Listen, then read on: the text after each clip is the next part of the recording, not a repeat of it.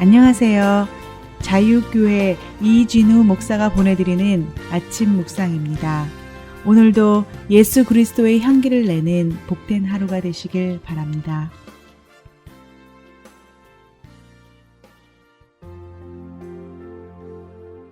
1월 30일 목요일 아침 묵상입니다. 오늘은 섬김의 영성이라는 제목을 가지고 마태복음 20장 25절로 28절의 말씀을 묵상합니다. 예수께서 제자들을 불러다가 이르시되 이방인의 집권자들이 그들을 임의로 주관하고 그 고관들이 그들에게 권세를 부리는 줄을 너희가 알거니와 너희 중에는 그렇지 않아야 하나니 너희 중에 누구든지 크고자 하는 자는 너희를 섬기는 자가 되고 너희 중에 누구든지 으뜸이 되고자 하는 자는 너희의 종이 되어야 하리라.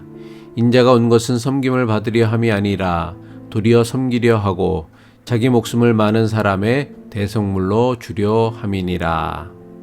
솔로몬은 자신의 인생 노년에 자신의 인생에 대해 이렇게 고백했습니다. 전도서 1장 2절 전도자가 가로되 헛되고 헛되며 헛되고 헛되니 모든 것이 헛되도다. 하나님을 믿는 교인 중에도 솔로몬의 전도서 고백을 인용하며 인생은 헛되다고, 인생은 덧없다고, 인생은 무의미하다고 생각합니다.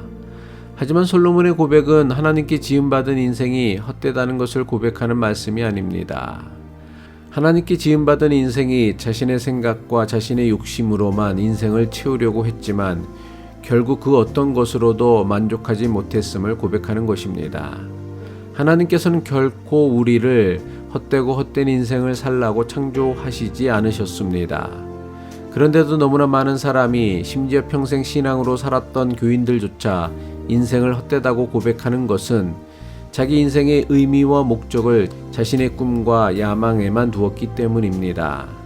자신의 꿈과 야망에만 인생의 목표를 두고 사는 사람은 비록 스스로 세운 인생의 목적을 이루었다 해도 결코 자신의 잔조차 채울 수 없을 것입니다. 왜냐하면 우리 인생은 하나님에 의해 하나님을 위해서 창조된 존재이기 때문입니다. 이것을 이해하기 전에는 결코 인생의 참된 의미를 발견할 수 없을 것입니다. 하나님을 통해야만 우리가 어떻게 시작되어졌고 하나님을 통해야만 우리가 누구이며 하나님을 통해야만 우리 인생의 의미와 목적 그리고 이를 통한 삶의 소중함을 발견할 수 있습니다. 하나님을 통해야만 우리 인생의 잔을 채울 수 있는 참된 기쁨과 만족을 발견할 수 있습니다. 하나님 외의 다른 모든 길은 결국 우리를 막다른 골목으로 인도할 것입니다. 우리는 결코 헛되고 헛된 인생, 덧없고 허무한 인생을 살라고 창조되어진 것이 아닙니다. 에베소서 2장 10절 우리는 그의 만드신 바라 그리스도 예수 안에서 선한 일을 위하여 지으심을 받은 자니 이 일은 하나님이 전에 예비하사 우리로 그 가운데서 행하게 하려 하심이니라. 사도 바울은 에베소에 보내는 편지에서 하나님께서 우리를 만드신 이유를 분명하고 명확하게 설명하고 있습니다. 그것은 바로 그리스도 예수 안에서 선한 일을 위하여 지음받았다는 것입니다. 그리고 하나님께서는 이 일을 태초부터 예비하셨다고 가르칩니다. 그렇다면 하나님께서는 왜 우리를 통해 하나님의 일을 하려고 하시는 것일까요? 해야 할 너무 많은 일이 있는데 하나님께서 혼자 모든 일을 하시기에는 일손이 부족해서입니까? 하나님의 능력이 부족해서 우리의 도움이 필요하기 때문일까요? 아니면 하나님께서 돈이 부족해서 우리의 돈이 필요하시기 때문일까요? 아니요, 그렇지 않습니다.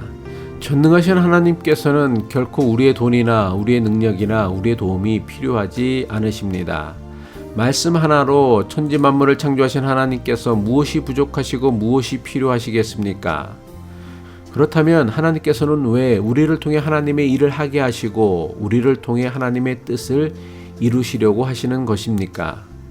그것은 바로 하나님께 지음받은 우리가 하나님의 뜻을 위해 일할 때에만 하나님께서 창조하신 그대로 인간다운 삶을 살 수 있기 때문입니다.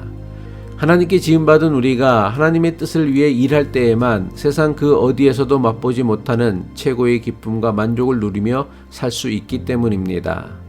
그렇다면 하나님께서 우리에게 원하시는 하나님의 뜻을 이루는 하나님의 일은 무엇입니까? 예수님께서는 당신이 이 땅에 오신 이유를 다음과 같이 설명하셨습니다. 마태복음 20장 28절 인자가 온 것은 섬김을 받으려 함이 아니라 도리어 섬기려 하고 자기 목숨을 많은 사람의 대속물로 주려 함이니라. 섬김 받는 것이 아니라 섬기는 것이 예수님께서 이 땅에 오신 목적이셨고, 많은 사람을 섬기기 위해 심지어 목숨까지도 대속물로 주어 십자가에 달려 죽으셨습니다. 섬김 받는 것이 아니라 섬기는 것이 예수님의 뜻이라면 그분을 통해 구원받은 우리도 섬김 받는 것이 아니라 섬기는 것이 우리의 삶이 되어야 합니다. 예수님의 십자가로 구원받은 우리는 예수님처럼 남을 섬길 때에만 비로소 인생 최고의 만족과 기쁨을 누리게 되어 있습니다. 왜 그렇습니까? 구원받은 우리에게는 그리스도의 영이신 성령께서 내 안에 계시기 때문입니다. 예수님 십자가로 구원받은 사람이 하나님과 사람을 섬기는 것 말고는 그 어떤 것으로도 인생의 참된 기쁨과 진정한 만족을 누릴 수 없습니다. 하나님을 예배하는 것은 우리가 하나님께 드릴 수 있는 최고의 영광입니다. 하나님께서는 예배하는 자를 기뻐하시고 예배하는 자를 찾는다 말씀하셨습니다. 요한복음 4장 23절 아버지께 참되게 예배하는 자들은 영과 진리로 예배할 때가 오나니 곧 이때라. 아버지께서는 자기에게 이렇게 예배하는 자들을 찾으시느니라.